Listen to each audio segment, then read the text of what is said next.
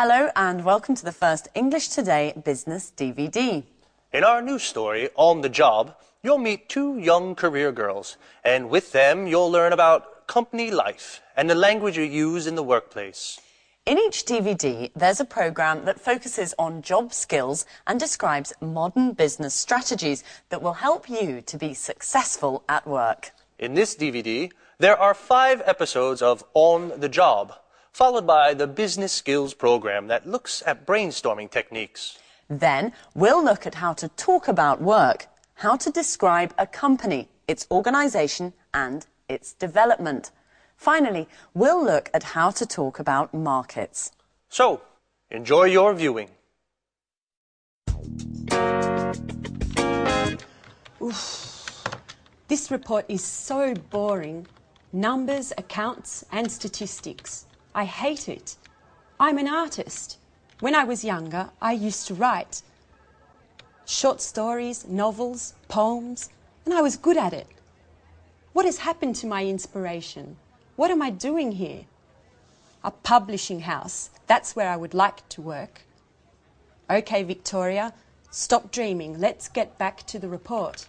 The boss wants it on his desk at 5 this afternoon. Oh, isn't there anything more interesting to do? Like listening to some good music.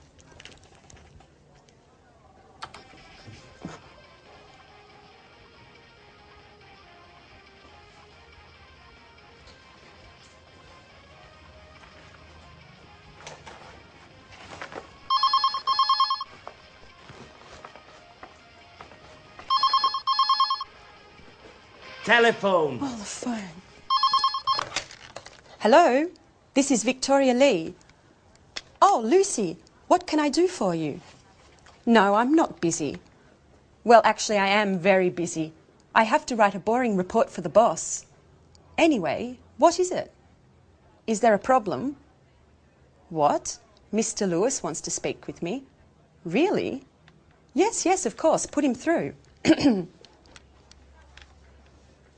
Good morning, Mr. Lewis. It's a pleasure to hear from you. How are you?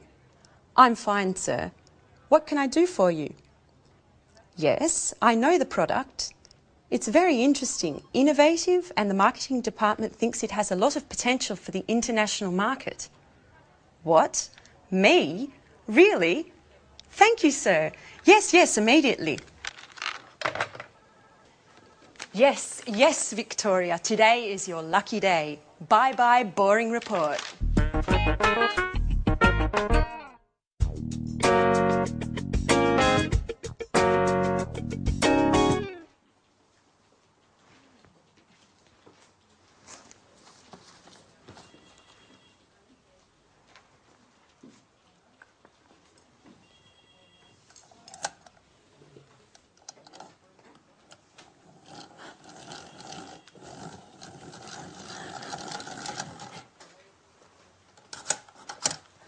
So, you are Anne Baxter.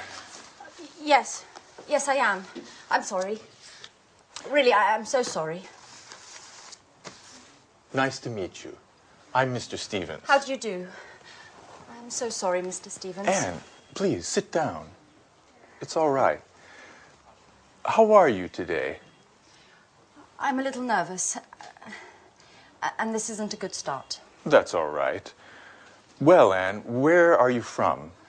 I'm English. I'm from Oxford. Great. A true Brit. Can you speak any other languages? French, German, Spanish? I can speak French, a little Spanish, and a few words of Italian. My sister is in Rome studying history of art at university. Okay. Very interesting. And can you use a computer? The internet? I'm not a genius with the computer, but I can use one. Great, Anne. I have your CV here, and I see you already work here. What do you do exactly? I do this and that. I usually work from home. I have an office in my room with a big desk and 2 chairs and... Fine. That's fine. And do you live alone? No, I share a flat with my Australian friend Alice. And there's a new flatmate now. His name is Jack. He's from New York. He's very nice. That's fine, that's fine. Great, and you're very well prepared. You have a good education, and you're very precise. You're just the person for this internship. Oh, thank you, Mr. Stevens. Thank you so much for this opportunity.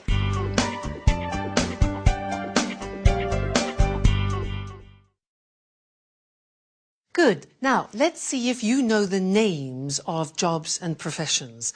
I will mime a job and a profession. You try and guess what it is. All right? Number one. What's this?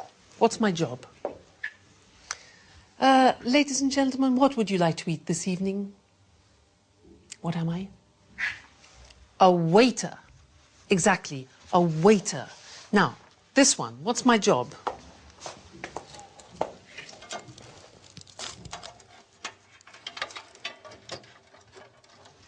Difficult job. I'm a computer technician. A computer technician. Okay, next one. This one.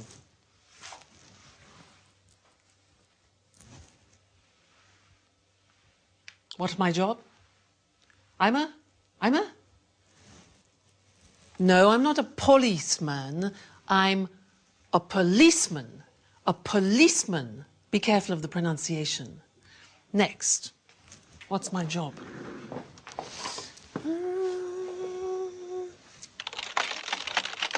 Hello? Hello? Yes, yes, yes. Thank you. What's my job? I'm a difficult one. Secretary. Listen to the pronunciation. I'm a secretary. Next one. Let's see. Here. This one here.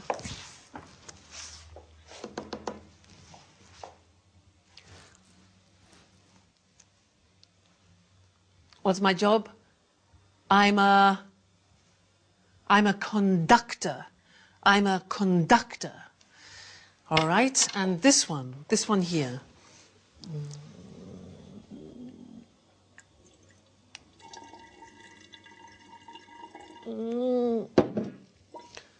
I'm a scientist. Again, a difficult pronunciation.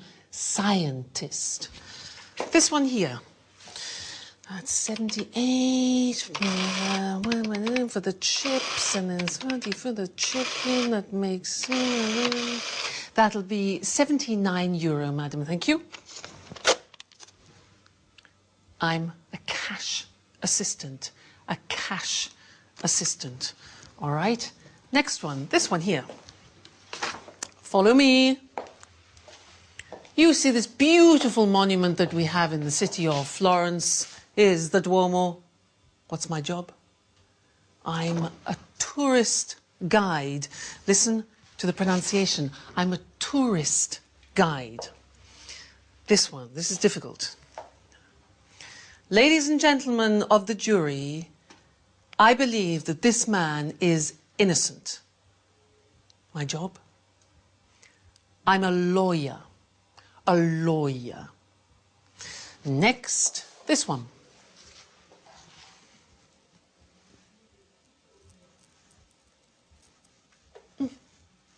I'm a painter. A painter. Good. And the last one. What do you think this is?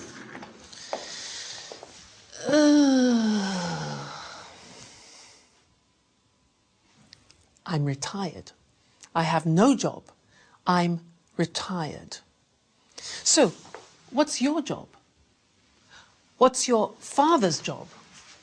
What's your mother's job? Well, let's look at the screen together and check the spelling and the pronunciation of the jobs we've just looked at. All right, so here's the screen. Good. The question is, what's your job? So, the first one, I'm a waiter. Where does a waiter work? Exactly, in a restaurant. Next one, I'm a computer technician. Where does he work? Exactly. In a company. I'm a policeman. Where does a policeman work? In the police headquarters. Headquarters. All right? Next. I'm a secretary. Pronunciation, secretary. Where do I work? In an office. Okay? I'm a conductor. Where do I work? In the theatre. In the theatre. I'm a scientist. I work in a laboratory. A laboratory. Difficult pronunciation. Next. I'm a cash assistant. I work in a supermarket or in a shop. I'm a tourist guide. I work in a tourist centre. I'm a lawyer. I work in a law court. A law court. I'm a painter. I work in a studio. I'm retired. I don't work. I stay at home. Okay? Now, those are the some different jobs and professions. Now, let's look at some of the questions that you can ask people about their jobs. Let's look at the screen again. You could ask, for example, do you enjoy, do you like your job? Or you could ask, do you have responsibility in your job? Or what about this? Do you have a good salary? Does your salary reflect your job? Or training, education. Do you attend training courses? Another one, this. Do you have promotion prospects? Promotion prospects. Another one, are the working conditions good? Are the working conditions good, like holidays, for example? Then, do you meet a lot of people? Do you meet a lot of people? And one more, is your job creative? Is your job creative? So some of those are the questions you can ask in conversation, talking about jobs. Good. Well, that's the end of the first lesson, and I look forward to seeing you in the second. Bye.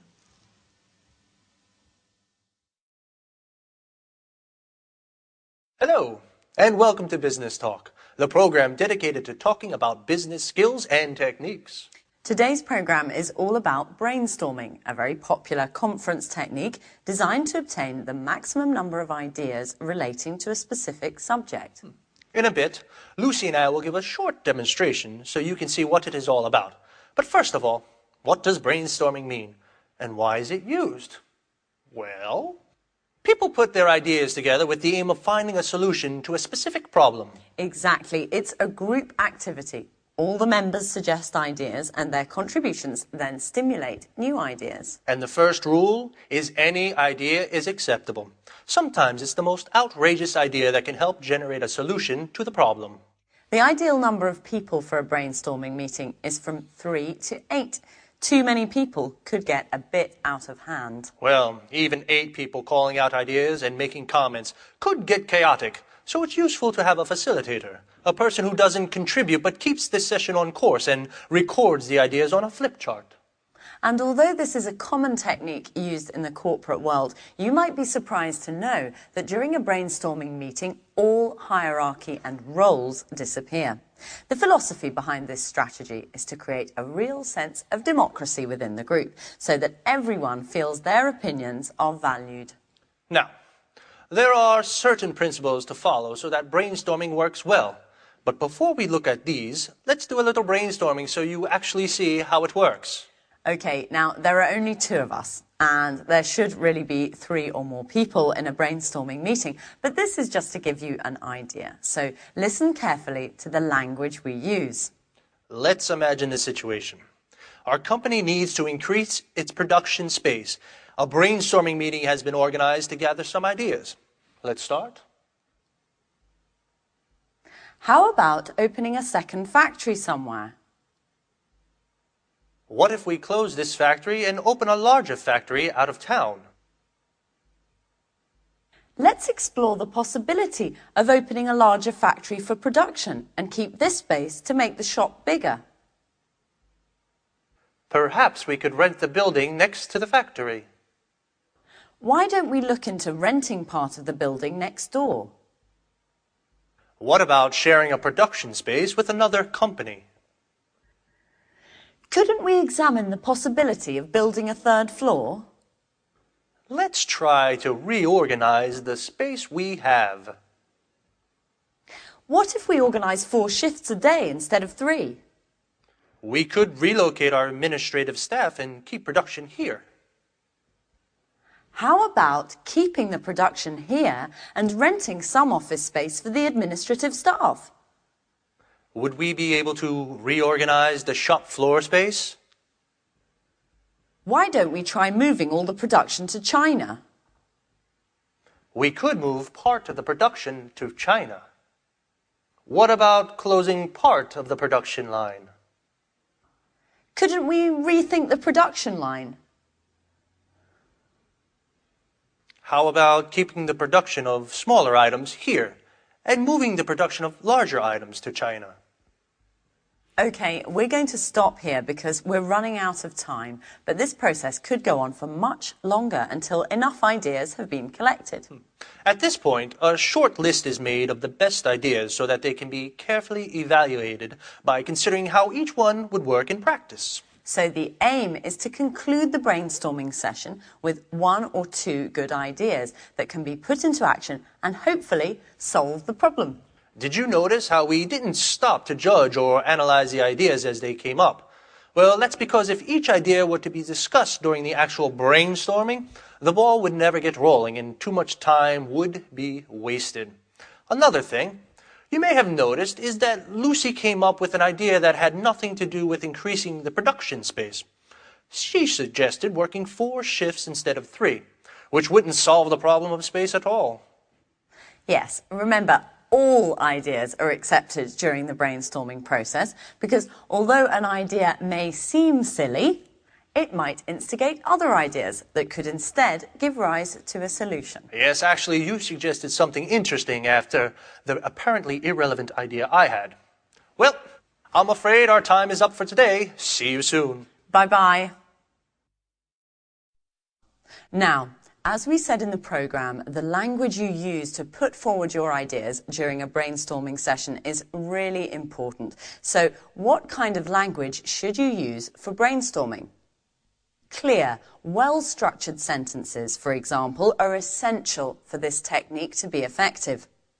And don't use any imperatives or rhetorical language.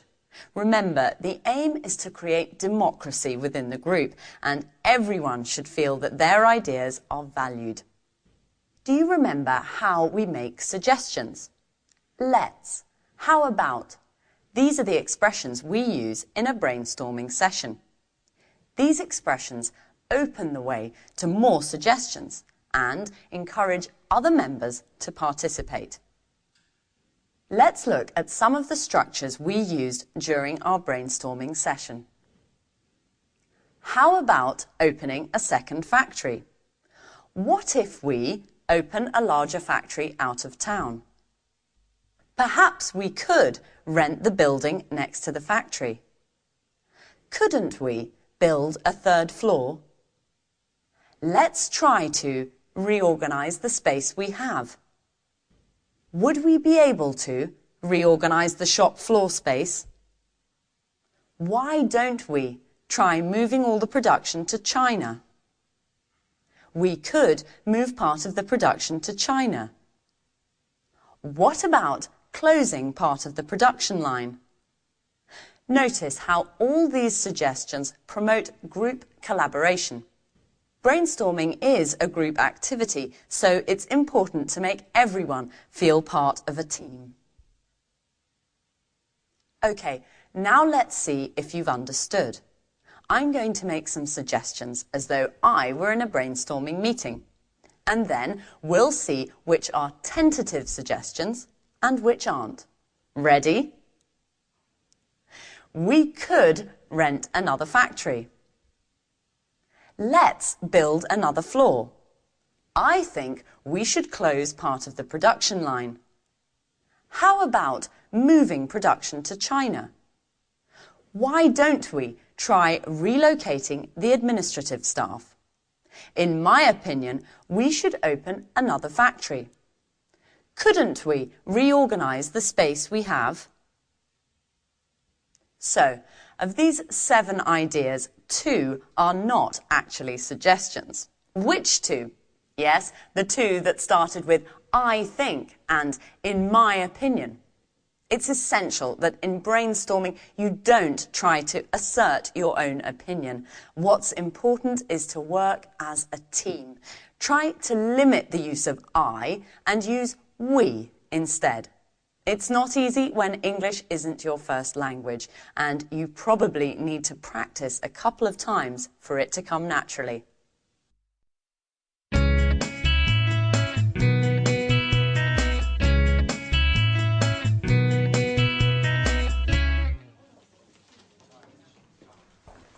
Right this way.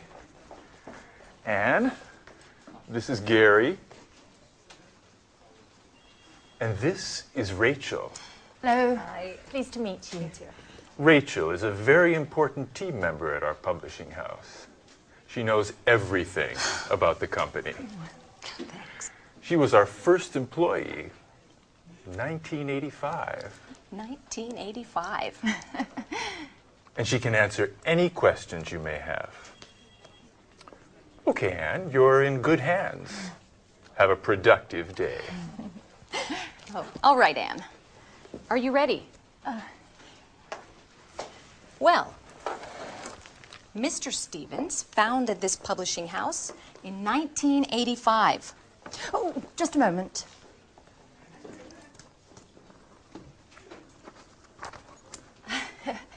Okay.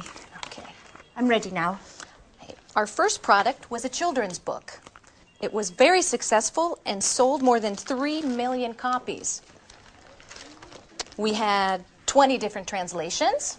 Over time, the company changed and diversified, and we have now fiction, cookbooks, and tourist guides. Cookbooks and...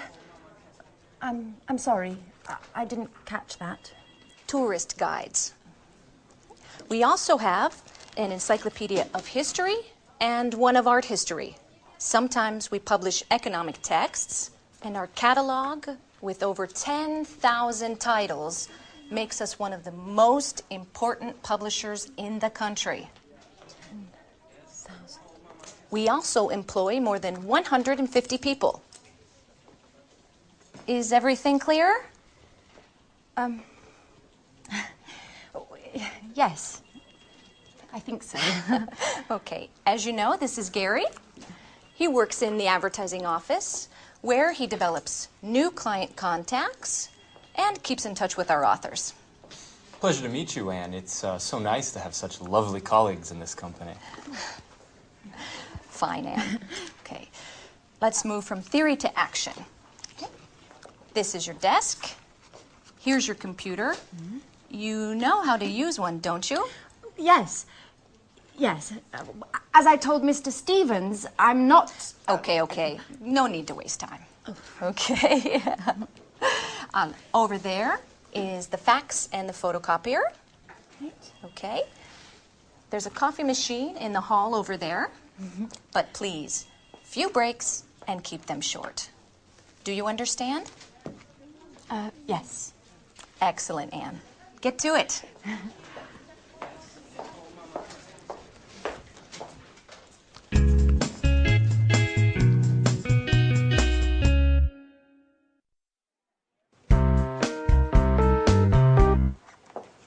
Oh, good morning, Mr. Chang. Excuse me, I was just rearranging my office. Take a seat, please. Thank you. It looks very nice here. Thank you. Well, before we begin to talk about our new product, I would like to give you some information about our company. Speedmaster Spectre is a multinational company which specialises in well-designed, high-tech sporting goods. Founded in Los Angeles in 1995, we now have 15 branches worldwide. That's very interesting, Mrs. Lee. How much is your company's revenue? Over the past few years, Speedmaster Spector's revenue has grown impressively. Today we have a turnover of more than 60 million euros of revenue. Our revenues abroad amount to more than 50% of that total. Very impressive. And what are your target markets? We have product lines for men, women and children with gear covering head to toe. Our brand is synonymous with reliability. Speedmaster Spector is trusted around the world and we are considered one of the leaders in our sector. Great. So, what can you tell me about this new product? This is a revolutionary new tennis shoe. It's extremely durable thanks to our high-quality materials. We're interested in the Southeast Asian market. We believe that these shoes are the right product for that market. And where are they manufactured? Right, that's our strength. We have factories that meet all work standards and regulations in the countries we would like to target. And what is your role, Mrs. Lee? In the past, I was responsible for the Southern European market. Just last week, I took on a new role to test and distribute our products into the Chinese market. It's a very challenging position. That could deliver positive results. Together we can do great things, Mrs. Lee. Well, goodbye, Mrs. Lee. This meeting has been very profitable for both of us. Let's talk soon. Thank you, Mr. Chang. And yes, let's meet again soon. Great. Bye-bye.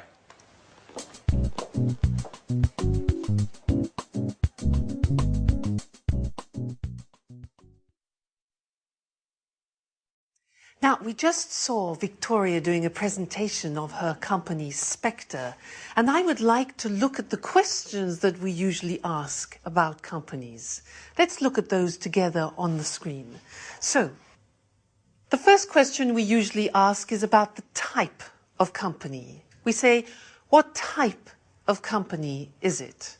For example, a multinational, a private, a public, a family company. Another question we often ask is about the main or the principal activity. So the question would be, what does the company do, or what is its main activity? For example, manufacturing or engineering or production. Another question is about the employees. Look at the pronunciation of that. Employees, that's the name for the people that work in a company. So the question could be, how many employees are there? Another question we often ask is about subsidiaries or branches, which are small companies directly linked to the main company. And the question could be, does it have any branches? Does it have any subsidiaries? Another question important for us is the location. Where is the company located, or where is the company situated? And then we need to know about the products, the number of products, for example. So we could say, how many products does the company have, or does it have a large product range? And then the last thing, which is very important, is the money. And when we talk about the sales, the profit, etc., we talk about turnover or revenue. And the question is, what is the annual turnover or revenue of the company? Okay, so those are typical questions. Now, let's look at some answers. In order to do this, I want to compare Spector, which Victoria works for, and then I want to look at the company that my brother owns, because my brother has his own company. He's the owner-manager of the company. He's the director. But it's very different to Spector. So let's look at the difference between them, and let's look at the screen. Now, if you can see, Spector is a multinational company. It's a very big company. But My brother's company, which is called Decorate, is a small family company. Now, Spectre specializes in sports goods, especially these high-tech shoes. But my brother's company, Decorate, produces kitchenware, objects like this. Kitchenware, things for the kitchen. The employees. Now, in Spectre, they have 1,500 employees. It's a big company. But in my brother's company, there are only 37 employees. Then the branches. Well, Spectre is a multinational. It has 15 branches and factories abroad. But my brother has only one head office.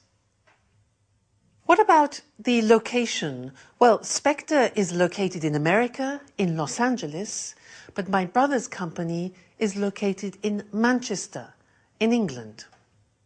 Then, the product range, well, Spectre, this company has many products. It has 140 products. But my brother's company only has 20 so far. Then, let's think of the turnover. Well, Spectre has a turnover of 60 million euro. My brother has a turnover at the moment of 750,000. But that's not bad. So that's the language that we use when we're talking about companies in general. So next time in the third lesson, we'll talk about something new. And I'll see you then. Bye.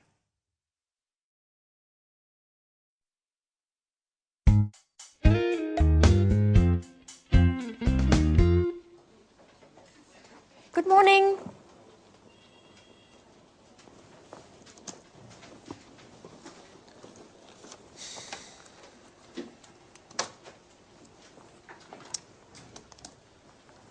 So, are you ready? Yes, quite ready. Okay, then let's begin.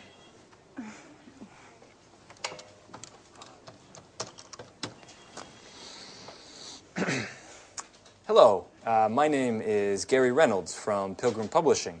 May I speak to Mr. Jones? Mrs. Jones, how are you? And how is that wonderful apple pie of yours? I'm fine, thanks. Certainly, I'll hold. With a wink and a nudge, you can get whatever you want, even imaginary apple pie. This author is too important for us. Right. Hello, Mr. Jones. How are you? I'm fine, thank you. I wanted to know if you are interested in contributing to a new cooking guide that we have to bring out soon. Yes, it's a 6-volume collection of recipes to fit the needs of all tastes, with a detailed photo guide for preparation and cooking techniques. And we have to have the materials by the end of next month. Right. Exactly. Sure. Of course. Yes. Excuse me. Could you hold on for a moment? Anne, that's enough. Stop now. I can't concentrate. Oh, sorry, Gary. Sorry. Yes. As I said earlier, if you accept, I can send you a copy of the contract that you should sign and return. No, I'm sorry. We can't wait until next Tuesday. Well, I'll have to check with my boss. I need to ask Mr. Stevens if we can organize a meeting for next week. In the meantime, do you need any prep materials? No problem at all. I can send you an email immediately. Okay, goodbye. It was a pleasure speaking to you.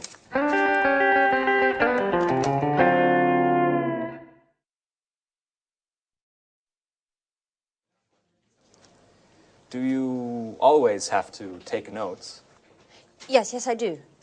I have to learn as much as I can, and there's so much to learn. I study my notes every evening. What a model colleague. You're so serious, so diligent, and an absolute nut about cleaning. Truly an asset to this company. You're making fun of me. No, of course not. It's such a shame. Such beautiful eyes shouldn't only read all the time. Come on, Gary, stop it. Let's get back to work. Okay. I mustn't pay you any compliments then. So, Ms. Baxter, can you give me the notes from my conversation with Mr. Jones? Okay. So, you said to Mr. Jones that... Oh, I have to start from the beginning, right? Anne, calm down. It's not an exam. I know what we should do. You should try a telephone call. Me? Oh, no. No, I'm not ready yet. Sure you are. It's not that difficult. Okay. Here, Who do we have to call next? try to call Mr. Clifford. All right.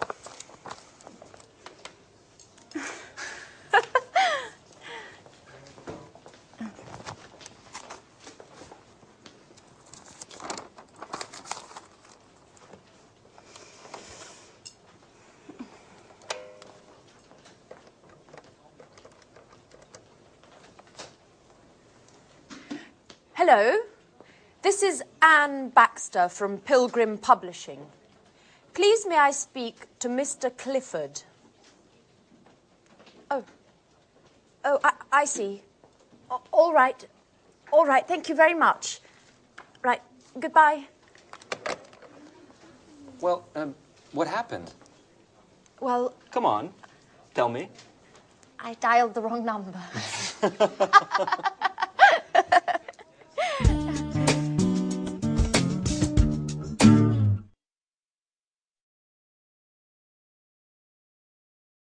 Good. Now, let's look at company organization.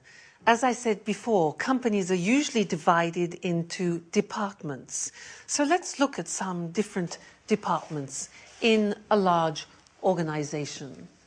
For example, you can have human resources. Now, human resources is usually personnel, it's training. Training is like education, and it's wages and salaries. Human resources. Another department is finance.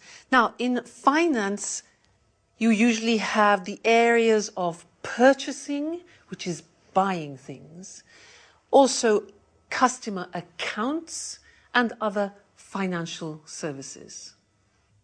The next department is production.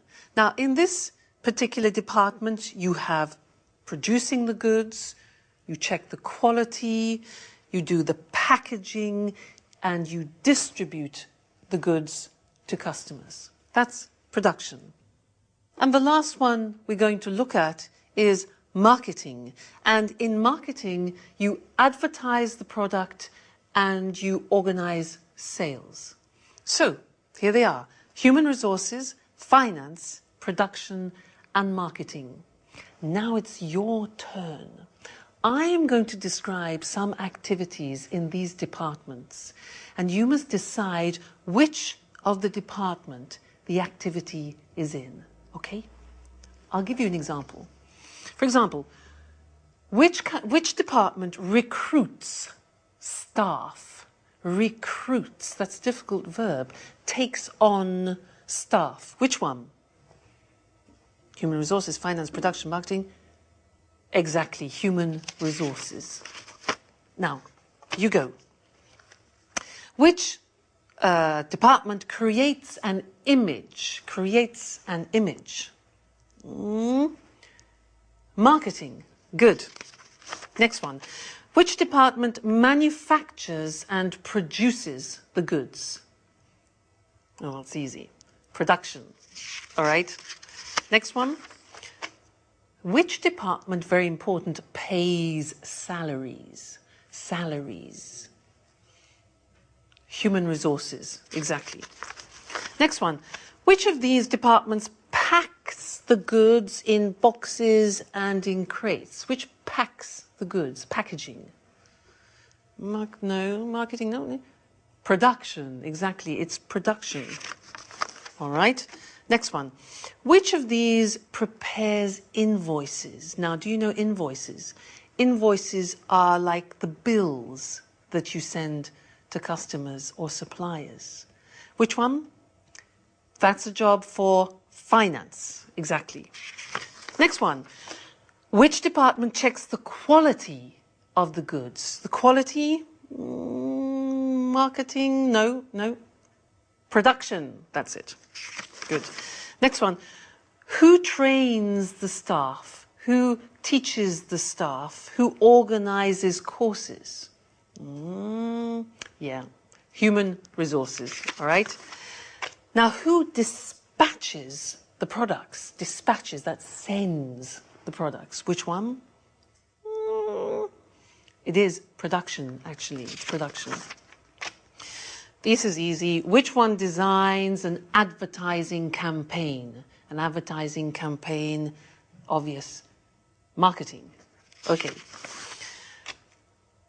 Who does the budget, taxes, and investment? Clear, yeah? That's finance. Finance department, taxes. Now, who purchases? That's a difficult verb. Who purchases? That means buys. Who purchases supplies? Who purchases things for the company? Which one do you think? Marketing, production, human resources? Well, actually, it's finance. Finance. They purchase. And the last one, who plans the method of sales? The method of selling it to the public? Human resources, finance, production, marketing? Marketing. Fantastic. So good. So there you have an idea of 4 of the most important departments that you find in large organizations. Well, that's all for now, and I look forward to seeing you in the next DVD for some more business English. So goodbye for now.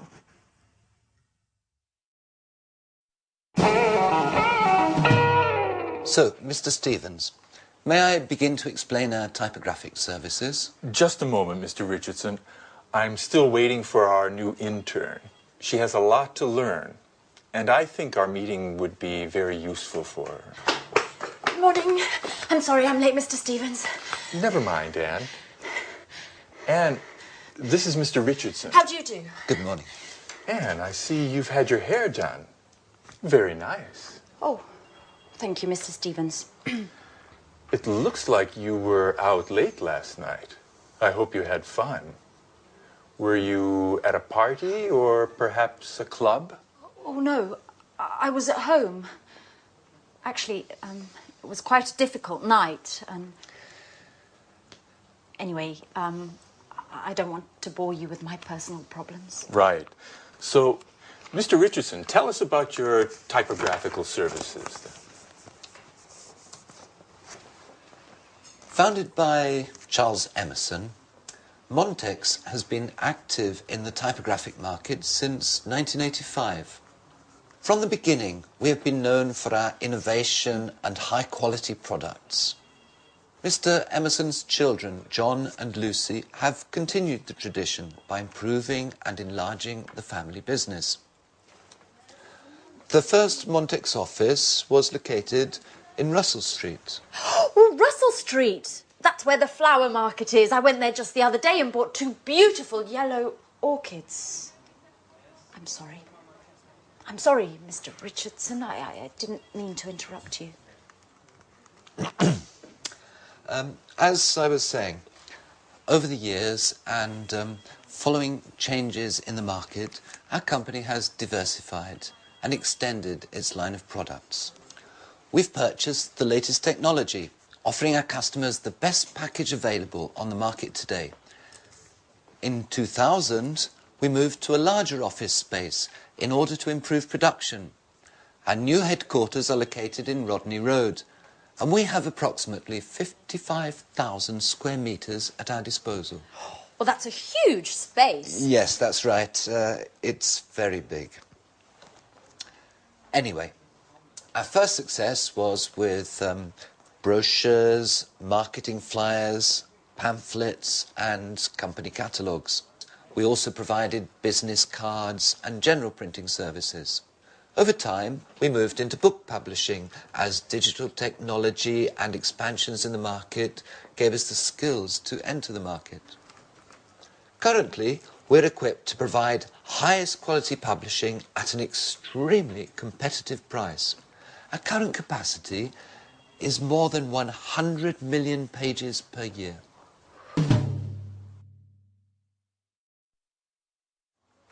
So, Anne, have you understood everything? Would you like to sum up what Mr. Richardson has said? Me? Yes. Could you? Oh, all right, I'll try. Established in 1985 by Charles Emerson, Montex has successfully grown and adapted to changing client needs.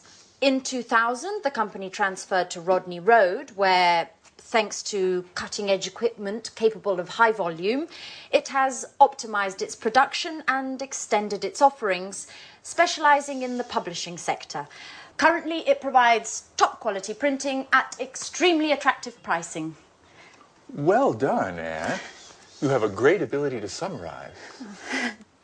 You know, Mr. Richardson, we aren't very pleased with our current typographers. They don't meet deadlines. Professionalism, efficiency and punctuality are the keys to our success. Do you know that in just a few years the number of Montex clients has grown by 100%? And what sort of printing do you principally use?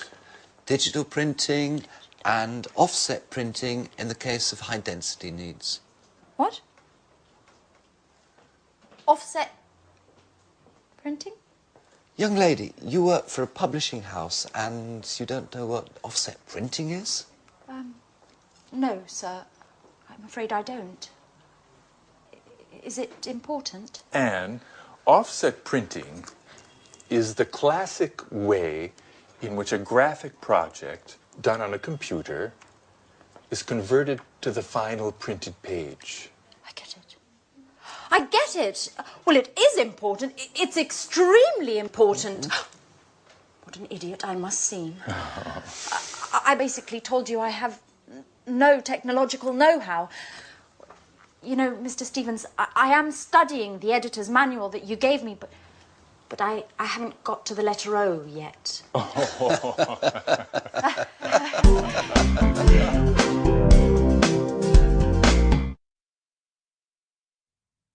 So in that scene, you saw Mr. Richardson talking about the history of his company. Now, to help you understand the language, I would like to talk to you about my brother, because he has a company of his own, which he opened in 1993. And it's really interesting, because one day when he was in a cafe with a friend of his, he had an idea. They were sitting at a table, and between them they had an object, something like this. It was transparent with petals inside it. And he thought, well, wouldn't it be fantastic if they could fix that idea? So what he did is he designed a prototype. This is the example. And he made the first prototype of plexiglass. And you can see inside there are real natural objects in the plexiglass. Then he did some market research to see if people would like objects like this. And he found some potential customers. So then he looked for some suppliers, people who would sell him the plexiglass. Then he needed the money. So he asked some banks for financial support, and he set up, or he established, a company. He formed a partnership with his friend, And then he invented a name. Now, the name of the company is Decorit. So it's decor, which is like decoration, eat, which is eat, Decorit. Then he rented an office, he hired a secretary for administration, and he launched the first product. Now, that was in 1993, and the company has now developed a lot. And let's look on the screen, because it's interesting. When you talk about company history, you use the simple past tense. But when you talk about how a company develops, we move into the present perfect. Now, let's look at the screen and see how my brother's company has developed. Well, the company has grown. It has expanded. And the sales has increased a lot. Sales have increased a lot. Now, they needed more people, so they have taken on new staff. Probably about 7 or 8 new people. Then equipment. They have purchased new equipment because there's more production. Then the product range has developed. It has diversified, so you have more types of product than before. This was the prototype, and these are other examples. This plate here is another example of the products they have developed. So, product range has developed. Then the client base, well, they have increased now, and they have more distributors. That's good. The market now has extended from England to the whole of Europe. And as you see, investment, they have invested more in advertising and promoting the products. Then they've moved to bigger offices, the premises are much larger, and they have opened a subsidiary in France. So the company is doing really well. So that's some of the language to talk about company history and how a company expands. Good. That's the lesson for now, and I look forward to seeing you in the next one. Bye.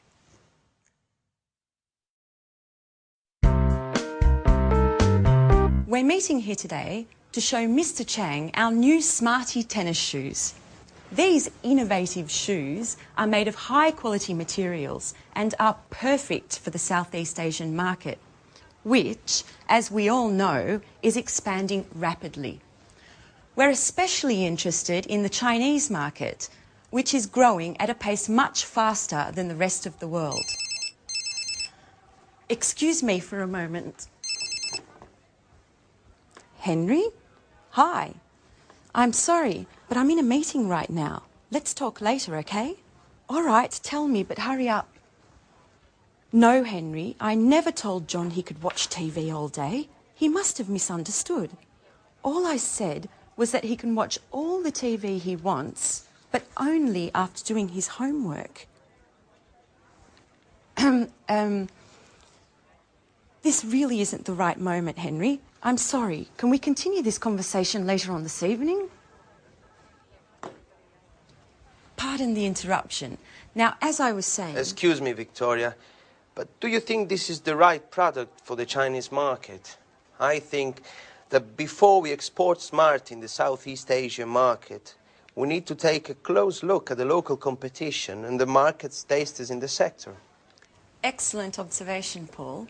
We've actually already done market research, and as Mr. Chang can confirm, demand for sporting goods in China has grown by 50% over the past 10 years. Far Eastern consumers are increasingly interested in the latest fashion. They have become the most demanding consumers of fashion and quality in the world. Isn't that right, Mr. Chang? Oh, yes. Your fashions have reached our shores. Fashion is law, especially for young consumers. In fact, purchases are driven more by trends than by the actual products. And what about the competition, Victoria? It's a well-known fact that labor costs are lower in China, and the shoes produced in China are much more cost-competitive than in Europe. Right again, Paul. However, our shoes are manufactured with high-quality materials. that target an upper level segment of the market. This market segment is quite happy to spend more on products that are well equipped, last longer and are of a higher quality. Do you have any data on how Smarty sales are going in Europe and in the States? Yes, our marketing department sent me the latest report just this morning. And I'm happy to say it's very encouraging. Smarty has become one of our most successful products of the last few years. Demand is growing exponentially, and the satisfaction level of these shoes is much higher than that of similar shoes produced by other companies. In fact, Smarty shoes are considered one of the most durable, the most functional, and most importantly, the most popular amongst the youth market. And what about the distribution? It's a very important aspect that we shouldn't underestimate. Yes, Mr. Chang is here to help clarify this issue for us. It is extremely important to have a detailed distribution and promotion plan. We've also got to create a reputable chain of agents to distribute our products over the widest possible area. This, in turn, will help us make importation easier and reduce taxes for entry into the Chinese market. Look, I'm very happy to provide you with any information you may need, as well as contacts inside the Ministry of Industry and the Chamber of Commerce. But, of course, success depends on your goals, your strategy, and the type of financing plan you're willing to provide. And besides that... Oh, excuse me yet again. John, what do you want? I told Dad I'm in an important meeting. No, John, I didn't say that. First do your homework and then you can watch TV, okay? And listen to me. I don't care if your friends aren't studying today just because it's a holiday tomorrow. Do you understand? Tomorrow we're going to see your grandparents, so you have to study today. That's enough of this story, John. No, that's not true. I'm a good mother and I love you, but it doesn't mean I don't have the right to tell you what to do. Listen, I don't want to talk about this anymore. Goodbye. Pardon me, just a little domestic problem. Well, yes, Mrs. Lee. We all know that kids cause more problem than work. You're right, Mr. Chang. Kids, anyone who understands them is a genius.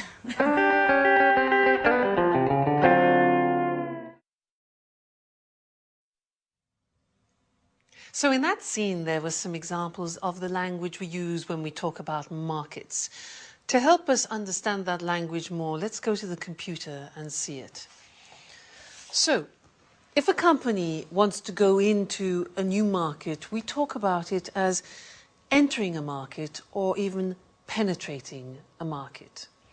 Now, if a market has been there for a while, we say that the market is established or it's well established. But often, markets change. If they improve, we talk about the market situation growing or increasing.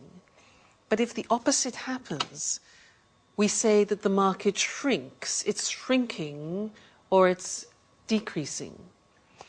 However, if we find a change which is uneven, we say that the market is fluctuating, that it's changing.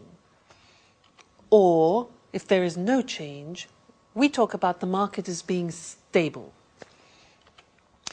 If the market is full and there is no more room to promote or sell your product as a company, we say that the market is saturated. So those are the typical words that we use when we describe markets. Now, also in the scene that we saw with Victoria, they talked a lot about China and Europe, the difference between the two areas. Now, China is an important country which is coming up. And what I'd like to do now is to revise the comparatives and superlatives, in particular the comparatives, and look at the difference between those two markets, Europe and China. Let's look at the screen to help us. here. Now, if we think about market growth, in general, market growth in China at the moment is faster. In Europe, it's slower. Labor costs. Labor costs, what's that? That is the cost of people working. Well, in China, as we know, the labor costs are definitely lower. In Europe, they're higher. What about market demand? Well, at the moment, the demand for new products and services in China is much greater than in Europe. In Europe, it's less. Production costs, another thing, well, it's cheaper to produce in China also because labor costs are lower. In Europe, it's more expensive. So many companies are moving to China for that reason. How about production time? Well, usually it's much shorter. It takes less time to produce in China than it does in Europe, where it's longer. But what about high tech? Well, usually high tech in China is less advanced than it is in Europe. Europe is still more advanced. That might change, though. And then design. Well, I would say that in China the situation is more traditional, whereas in Europe we are still more innovative. We're more innovative. So that's an example of how you can compare different world markets. Great. Well, thank you, and I'll see you in the next lesson for something new. Bye.